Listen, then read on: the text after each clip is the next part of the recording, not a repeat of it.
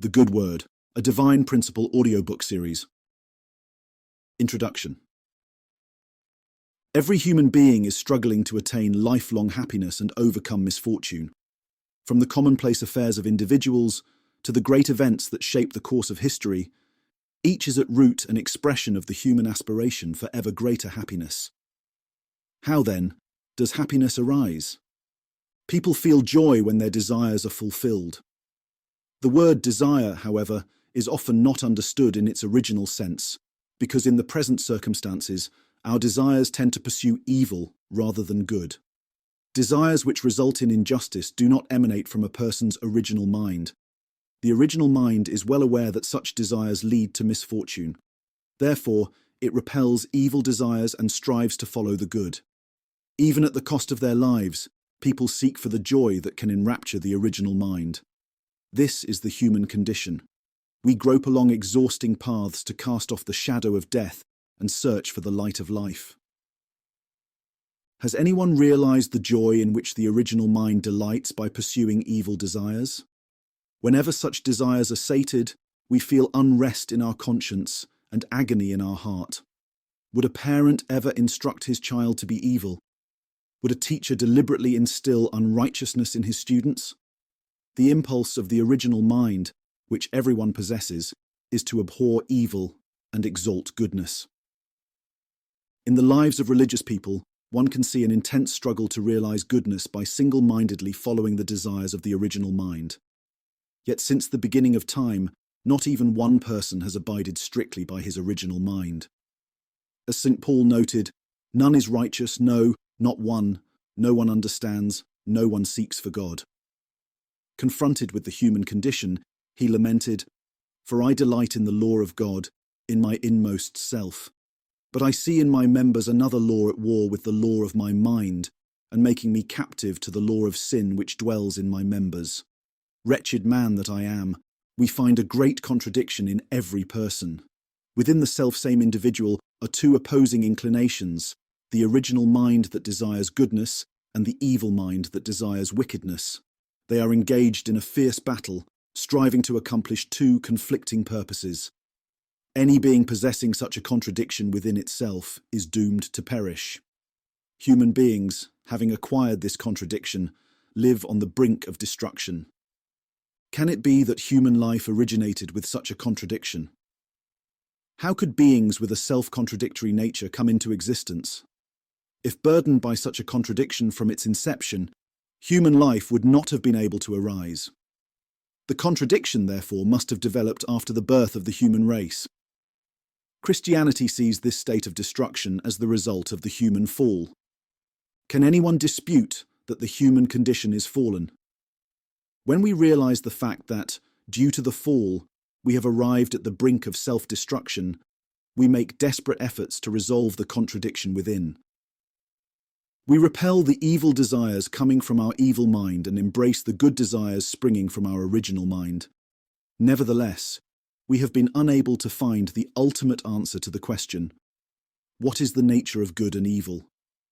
We still do not have an absolute and definitive truth which can enable us to distinguish, for example, which of the two, theism or atheism, is good and which is evil.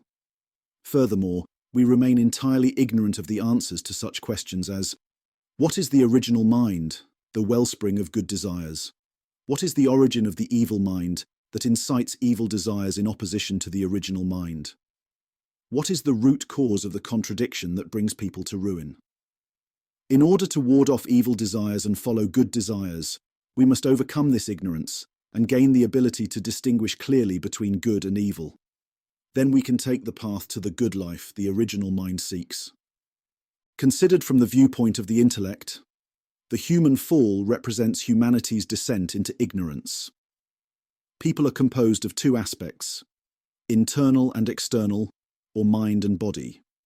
Likewise, the intellect consists of two aspects, internal and external. In the same way, there are two types of ignorance, internal ignorance and external ignorance. Internal ignorance, in religious terms, is spiritual ignorance. It is ignorance of such questions as, what is the origin of human beings? What is the purpose of life? What happens after death? Do God and the next world exist? What is the nature of good and evil? External ignorance refers to ignorance of the natural world, including the human body. It is ignorance of such issues as, what is the origin of the physical universe? What are the natural laws governing all phenomena? From the dawn of history until today, human beings have ceaselessly searched for the truth with which to overcome both types of ignorance and attain knowledge. Humanity, through religion, has followed the path of searching for internal truth, and through science has followed the path of seeking external truth. Religion and science, each in their own spheres, have been the methods of searching for truth in order to conquer ignorance and attain knowledge. Eventually, the way of religion and the way of science should be integrated and their problems resolved in one united undertaking. The two aspects of truth, internal and external, should develop in full consonance. Only then, completely liberated from ignorance and living solely in goodness, in accord with the desires of the original mind, will we enjoy eternal happiness. We can discern two broad courses in the search for solutions to the fundamental questions of human life. In the first, people have searched within the resultant, material world. Those who walk this path, believing it to be the supreme way, kneel before the glories of highly developed science. They take pride in its omnipotence and the material comforts it provides. Nevertheless, can we enjoy full happiness founded only upon external conditions that satisfy the flesh? The advance of science may create a comfortable social environment in which we can enjoy abundant wealth and prosperity, but can that alone truly gratify the spiritual desires of the inner self? The passing joys of those who delight in the pleasures of the flesh are nothing compared to the bliss experienced by those on the path of enlightenment, who find joy in the midst of simple poverty. Gautama Buddha, who abandoned the luxuries of the royal palace and became enraptured in the pursuit of the way, was not the only one who wandered about homeless while searching for his heart's resting place. Just as a healthy body depends upon a sound mind, so also only when the mind is content does the body have complete satisfaction. What of the sailor who voyages on the sea of the material world, under the sail of science in search of physical comforts? Let him reach the coast for which he longs. He eventually will come to realize that it is nothing more than the very graveyard where his body will be buried. Where is science heading? Until now, scientific research has not embraced the internal world of cause. It has limited itself to the external world. It has not embraced the world of essence, but has limited itself to the world of phenomena. However, science today is entering a new phase. It is compelled to elevate its gaze from the external and resultant world of phenomena to the internal and causal world of essence. The scientific world has begun to recognize that science cannot achieve its ultimate goals without a theoretical explanation of the causal, spiritual world. When the sailor, who has completed his voyage in search of external truth under the sail of science, adds another sail, the sail of religion, and embarks on a new voyage in search of internal truth, he finally will be headed toward the destination for which his original mind yearns. The second course of human endeavor is the attempt to answer the fundamental questions about human life by transcending the resultant world of phenomena and searching in the world of essence. Undeniably, philosophies and religions which have pursued this path have made many contributions. Philosophers, saints and sages set out to pave the way of goodness for the people of their times. Yet so many of their accomplishments have become added spiritual burdens for the people of today. Consider this objectively. Has any philosopher ever arrived at the knowledge that could solve humanity's deepest anguish? Has any sage ever clearly illuminated the path by resolving all the fundamental questions of human life and the universe? Have not their teachings and philosophies raised more unsettled questions, thus giving rise to skepticism? Furthermore, the lights of revival which religions of every age cast upon the many souls who were groping in the darkness have faded with the onward flow of history. They have left only dim, sputtering wicks glimmering in the falling darkness. Examine the history of Christianity. Professing the salvation of humankind, Christianity has expanded through a tumultuous history of 2,000 years, extending its influence throughout the world in the present era. Yet what has become of the Christian spirit that once cast flames of life so brilliant that despite the most brutal persecution by the Roman Empire, Roman citizens were brought to their knees before the crucified Jesus? Medieval feudal society buried Christianity alive. Even though the Reformation raised high the torch of new life, its flame could not turn back the sweeping tide of darkness. When ecclesiastic love waned, when waves of capitalistic greed surged across Christian Europe, when starving masses cried out bitterly in the slums, the promise of their salvation came not from heaven, but from the earth. Its name was communism. Christianity, though it professed the love of God, had degenerated into a dead body of clergy trailing empty slogans. It was then only natural that a banner of rebellion would be raised, arguing that a merciless God who would allow such suffering could not exist. Hence, modern materialism was born. Western society became a hotbed of materialism. It was the fertile soil in which communism flourished. Christianity lost the ability to equal the successes of either communism or materialism, and failed to present the truth that could conquer their theories. Christians watched helplessly as these ideologies budded and thrived in their midst and expanded their influence all over the world. What a pity this is. What is more, although Christian doctrine teaches that all humanity descended from the same parents, many citizens of Christian nations who profess this doctrine will not even sit together with their brothers and sisters of different skin colors. This illustrates the actual situation of today's Christianity, which has lost much of the power to put the words of Jesus into practice. It has become a house of lifeless rituals, a whitewashed tomb. There may come a day when human efforts bring an end to such social evils, but there is one social vice that human efforts alone can never eradicate. That is sexual immorality. Christian doctrine regards this as a cardinal sin. What a tragedy that today's Christian society cannot block this path of ruin down which so many people are rushing blindly. Christianity today has fallen victim to confusion and division, and it can only watch helplessly while countless lives are sucked into the maelstrom of immorality. This is evidence that conventional Christianity stands powerless to carry on God's providence to save humanity in this present age. What is the reason that religious people, though earnestly searching for internal truth, have been unable to accomplish their God-given mission? The relationship between the world of essence and the world of phenomena can be compared to that between mind and body. It is a relationship of cause and result, internal and external, subject-partner and object-partner. Just as people attain perfection of character only when the mind and body are fully united, the two worlds of essence and phenomena must join in perfect harmony before the ideal world can be realized. As with the relationship between mind and body, so too the world of phenomena cannot exist apart from the world of essence, and the world of essence cannot exist apart from the world of phenomena. Accordingly, life after death is inseparably linked to life in this world. Spiritual joy is incomplete without physical well-being. Religions have made strenuous efforts to deny life in this world in their quest for the life eternal. They have despised the pleasures of the body for the sake of spiritual bliss. Yet however hard they may try, people cannot cut themselves off from the reality of this world, or annihilate the desire for physical pleasures, which follows them like a shadow and cannot be shaken off.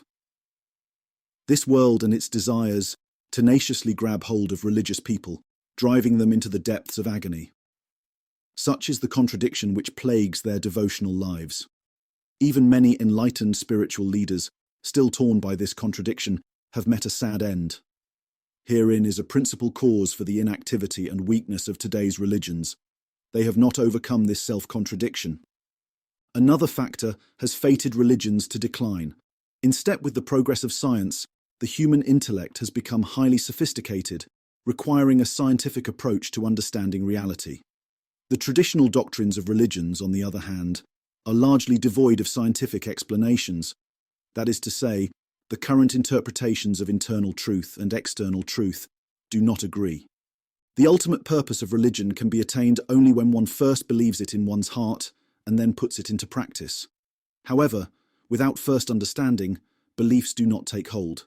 For example, it is in order to understand the truth, and thereby solidify our beliefs that we study Holy Scriptures. Likewise, it was to help the people understand that he was the Messiah, and thereby lead them to believe in him, that Jesus performed miracles. Understanding is the starting point for knowledge. Today, however, people will not accept what is not demonstrable by the logic of science. Accordingly, since religions are now unable to guide people even to the level of understanding, much less to belief, they are unable to fulfill their purpose. Even internal truth demands logical and convincing explanations. Indeed, throughout the long course of history, religions have been moving toward the point when their teachings could be elucidated scientifically. Religion and science, setting out with the missions of dispelling the two aspects of human ignorance, have seemed in the course of their development to take positions that were contradictory and irreconcilable. However, for humankind to completely overcome the two aspects of ignorance and fully realize the goodness which the original mind desires, at some point in history, there must emerge a new truth which can reconcile religion and science and resolve their problems in an integrated undertaking. It may be displeasing to religious believers, especially to Christians, to learn that a new expression of truth must appear. They believe that the scriptures they have are already perfect and flawless. Certainly, truth itself is unique, eternal, immutable, and absolute. Scriptures, however, are not the truth itself, but are textbooks teaching the truth. They were given at various times in history as humankind developed both spiritually and intellectually. The depth and extent of teaching and the method of expressing the truth naturally varied according to each age. Consequently, we must never regard such textbooks as absolute in every detail. People need religion in order to seek the ultimate reality and realize goodness in accordance with the inclination of the original mind. Thus, the purpose of every religion is identical. However, religions have appeared in different forms according to their various missions, the cultures in which they took root, and their particular historical period. Their scriptures have taken different forms for similar reasons. All scriptures have the same purpose, to illuminate their surroundings with the light of truth. Yet when a brighter lamp is lit, the old lamp is outshone and its mission fades. Because religions lack the power to guide modern people out of the dark valley of death into the full radiance of life, there must emerge a new expression of truth that can radiate a new and brighter light. Jesus indicated that God would someday reveal a new truth. I have said this to you in figures. The hour is coming when I shall no longer speak to you in figures, but tell you plainly of the Father. What missions must the new truth fulfill? The new truth should be able to unify knowledge by reconciling the internal truth pursued by religion and the external truth pursued by science. Consequently, it will enable all people to overcome the two types of ignorance, internal and external, and fully comprehend the two types of knowledge. Next, the new truth should lead fallen people to block the ways of the evil mind and to pursue the goals of the original mind, enabling them to attain goodness. It should guide people to remove the double-mindedness that sometimes seeks good and sometimes evil. It should empower religious people to overcome the contradiction which they face in their struggle to live according to the way. For fallen people, knowledge is the light of life holding the power of revival, while ignorance is the shadow of death and the cause of ruin. Ignorance cannot beget true sentiments, and in the absence of knowledge and emotion, the will to act cannot arise. Without the proper functioning of emotion, intellect, and will, one cannot live the life of a true human being. If we are created in such a way that we cannot live apart from God, then surely our ignorance of God consigns us to walk miserable paths. Though we may diligently study the Bible, can we really say that we know clearly the reality of God? Can we ever grasp the heart of God? The new expression of truth should be able to reveal the heart of God, his heart of joy at the time of creation, the broken heart he felt when humankind, his children whom he could not abandon, rebelled against him, and his heart of striving to save them throughout the long course of history. Human history, woven of the lives of people who are inclined toward both good and evil, is filled with struggle. Today, external conflicts, battles over property, people and territory, are gradually diminishing. People are coming together, transcending the differences between races. The victors of World War II liberated their colonies, gave them rights equal to those of the great powers, and included them as members of the United Nations. Together, they are working toward a world order. Hostility and discord in international relations have been mitigated as economic concerns come to the forefront and nations are cooperating to construct common markets. Culture is freely circulating. The traditional isolation of nations is being overcome, and the cultural distance between East and West is being bridged. Nonetheless, one final and inescapable conflict remains before us, the war between democracy and communism. Although each side has equipped itself with fearsome weapons and is pitted against the other in readiness for battle, the core of their conflict is internal and ideological. Which side will triumph in this final ideological conflict? Anyone who believes in the reality of God will surely answer that democracy will win. However, democracy does not possess any doctrine which can win over communism, nor does it have the power to do so. Therefore, in order for God's providence of salvation to be completely fulfilled, this new truth should first elevate the idealism of the democratic world to a new level, then use it to assimilate materialism, and finally bring humanity into a new world. This truth must be able to embrace all historical religions, ideologies and philosophies, and bring complete unity among them. Some people do, indeed, refuse to believe in religion. They disbelieve because they do not know the reality of God and life after death. Yet, however strongly they would like to deny these realities, it is human nature to accept and believe in them if they can be proven scientifically. Moreover, heaven has implanted in human beings a nature such that those who place their ultimate purpose of life in the material world will eventually come to feel a great void and emptiness in their hearts. When people come to know God through the new truth and encounter the reality of the spirit world, they will realize that they should not set the ultimate purpose of life in the material world, but instead should look to the eternal world. They will walk the path of faith, and when they reach their final destination, they will meet as brothers and sisters. If all people are to meet as brothers and sisters, by virtue of this one truth, what will that world be like? Under the light of the new truth, all those who have struggled over the long course of history to dispel the darkness of ignorance will gather. They will form one great family. Since the purpose of truth is to realize goodness, and since God is the origin of goodness, God will be the center of the world founded upon this truth. Everyone will adore and serve God as their parent, and live in harmony with each other in brotherly love.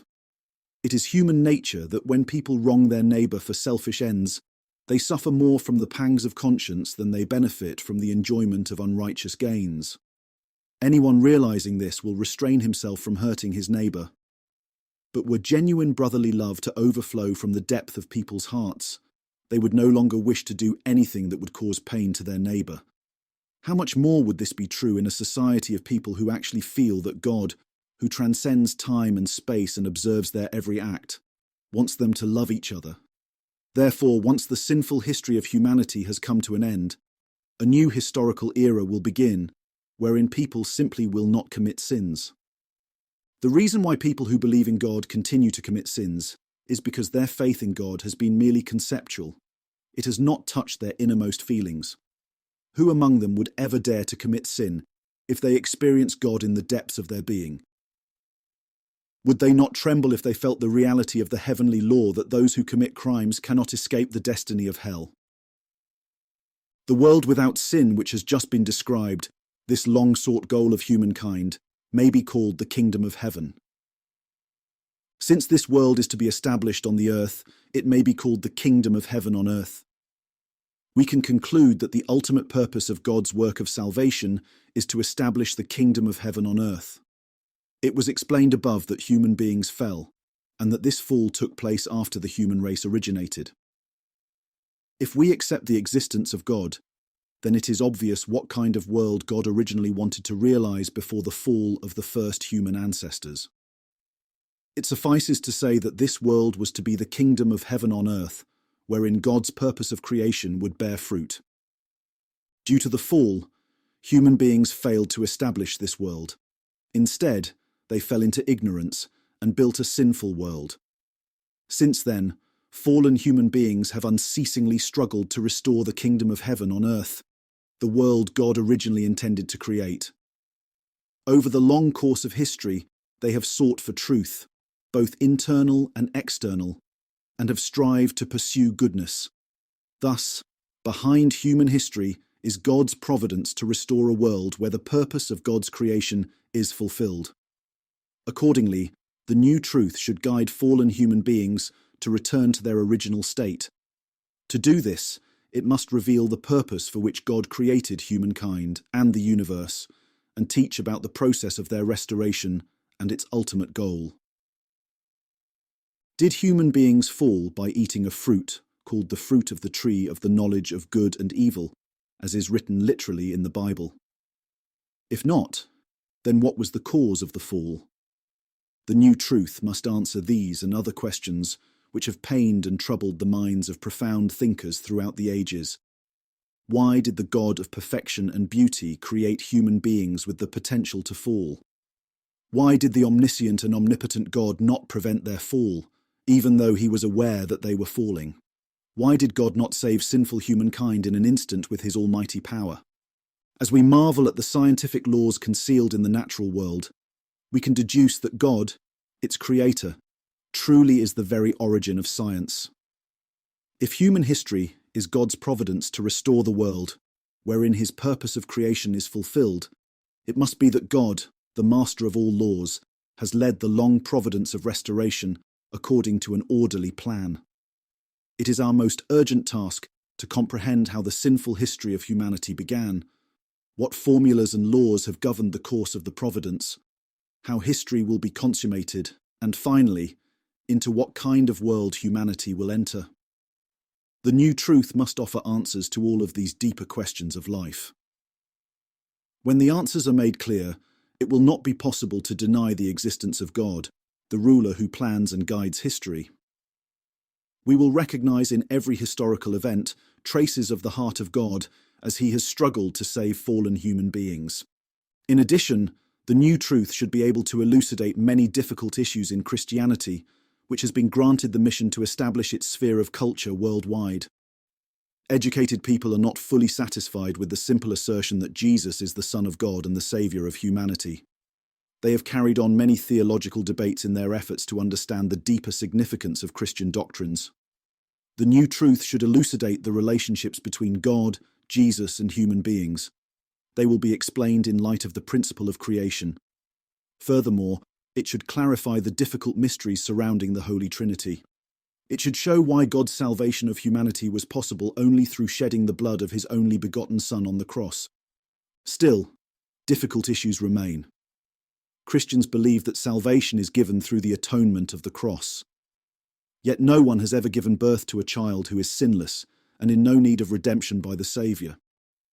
This demonstrates that even after their rebirth in Christ, people continue to pass down the original sin to their children. This raises a crucial question. What is the extent of redemption by the cross?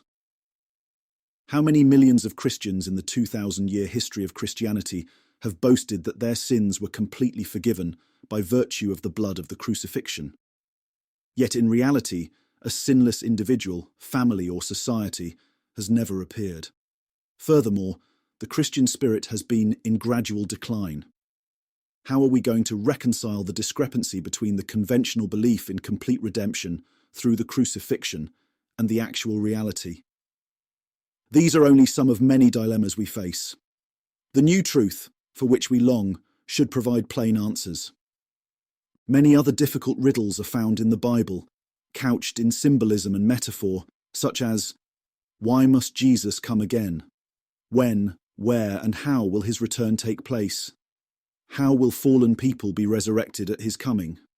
What is the meaning of the biblical prophecies that heaven and earth will be destroyed by fire and other calamities? The new truth should explain these puzzles, not in esoteric language, but, as Jesus promised, in plain language that everyone can understand. Divergent interpretations of such symbolic and metaphorical Bible verses have inevitably led to the division of Christianity into denominations. Only with the aid of the new truth, with its clear explanations, can we bring about Christian unity. This ultimate life-giving truth, however, cannot be discovered through an exhaustive investigation of scriptures or scholarly texts, nor can it be invented by any human intellect. As is written in the book of Revelation, you must again prophesy about many peoples and nations and tongues and kings. This truth must appear as a revelation from God. With the fullness of time, God has sent one person to this earth to resolve the fundamental problems of human life and the universe. His name is Sun Myung Moon. For several decades, he wandered through the spirit world so vast as to be beyond imagining. He trod a bloody path of suffering in search of the truth, passing through tribulations that God alone remembers. Since he understood that no one can find the ultimate truth to save humanity without first passing through the bitterest of trials, he fought alone against millions of devils, both in the spiritual and physical worlds, and triumphed over them all. Through intimate spiritual communion with God, and by meeting with Jesus and many saints in paradise, he brought to light all the secrets of heaven. The words proclaimed on these pages are only a portion of this truth. This volume is merely a compilation of what his disciples have hitherto heard and seen. We believe and hope that when the time is ripe, more profound portions of the truth will be published. In every corner of the world, countless souls who had been groping in the darkness are receiving the light of this new truth and are being reborn. As we witness this, we cannot stop shedding tears of deepest inspiration. We desire from the bottom of our hearts that its light quickly fills the earth,